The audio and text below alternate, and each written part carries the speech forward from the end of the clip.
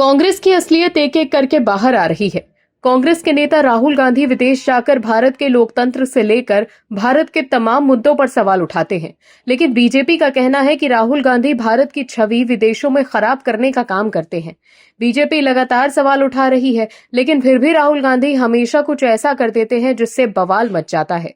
वहीं अब तो कांग्रेस के नेता भी एक एक करके खुलासे कर रहे हैं, जिससे कांग्रेस के भीतर घमासान मचा हुआ है।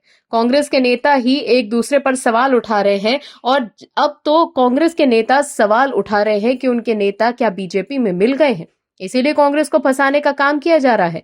क्या है पूरी खबर, बताते हैं आपको इस रिपोर्ट में। दर्शकों, राहुल गांधी के विदेश यात्रा को लेकर काफी बवाल मचा हुआ है। वहीं अब एक ऐसा वीडियो सामने आया है जिससे सियासी पारा चढ़ गया है।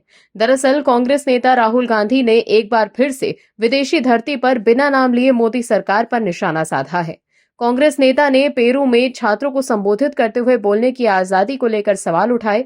राहुल गांधी ने कहा कि भारत को ऐसी शिक्षा प्रणाली की जरूरत है जो देश की समृद्धि विविधता को प्रतिबंधित करे और ये कुछ लोगों का विशेषाधिकार न बने। उन्होंने कहा कि ये स्वतंत्रता का आधार है। उन्होंने ये भी कहा कि भारत को एक वैकल्पिक विनिर्माण प्रणाली बनाने की आवश्यकता है और इसके लिए अमेरिका या पेरू के साथ साझेदारी एक संभावित रास्ता हो सकता है। राहुल गांधी ने यह भी कहा कि जब शिक्षा की बात आती है तो इसकी शुरुआत जिज्ञासा से होती है और खुले विचारों से सोचने, बिना किसी डर या सामाजिक राजनीतिक बंधनों के प्रश्न पूछने की आजादी से। शिक्षा कुछ चुनिंदा लोगों के लिए कुछ विशेषाधिकार नहीं बननी चाहिए, क्योंकि यही स्वतंत्रता की असली बुनियाद है। भारत को ऐसी शिक्षा प्रणाली की जरूरत है जो वैज्ञानिक सोच को बढ़ावा दे, आलोचनात्मक विचारों को प्रोत्साहित करे और हमारे देश की समृद्ध विविधता को प्रतिबिंबित करे। वहीं कांग्रेस ने अपने आधिकारिक एक्स हैंडल पर गांधी के हवाले से ये कहा कि भारत को एक वैकल्पिक विनिर्माण प्रणाली बनाने की जरूरत है जो लोकतांत्रिक व्यवस्था में फले फूले। इसीलिए पेरू या अमेरिका के साथ साझेदारी आगे का रास्ता हो सकता है।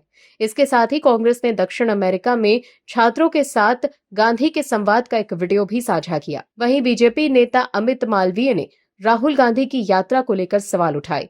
अमित मालवीय ने अपने एक्स हैंडल पर पोस्ट करते हुए लिखा कि विपक्ष के नेता राहुल गांधी 26 सितंबर को दक्षिण अमेरिका के लिए रवाना हुए।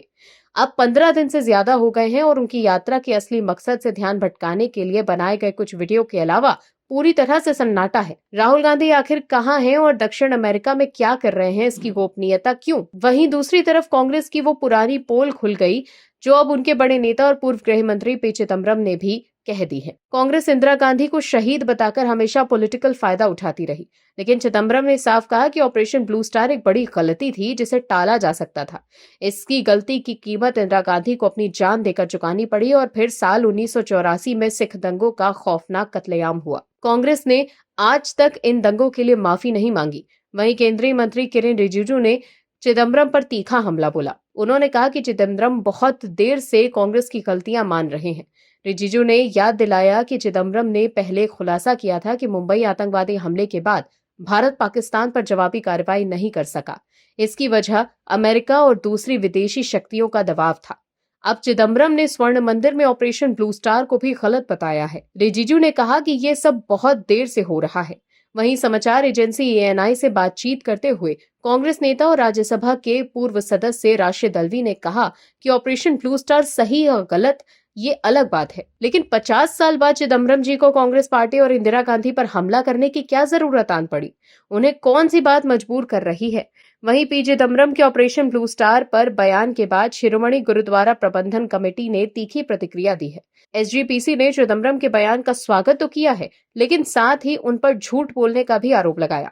SGPC का कहना है कि चिदम्बरम देर आए दुरुस्त आए, लेकिन अभी भी एक झूठ बोल रहे हैं। उनकी मुख्य आपत्ति इस बात पर है कि चिदम्बरम ने ऑपरेशन ब्लू स्टार को साझा फैसला बताया था। SGPC का दावा है कि यह इंदिरा गांधी का अकेला और उनके निजी एजेंडे का फैसला था। SGPC ने कांग्रेस की दोहरी नीति पर भी सवाल उठाए। उन्होंने पूछा कि अगर कांग्रेस वाकई अपनी गलती मानती है तो राहुल गांधी, जगदीश टाइटलर और सज्जन कुमार पर क्यों नहीं बोलते हैं?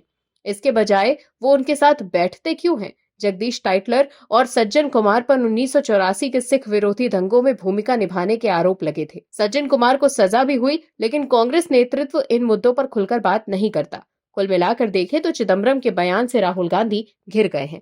Bureau report OMH news. आप दर्शकों से विनम्र निवेदन है कि चैनल को सब्सक्राइब जरूर करें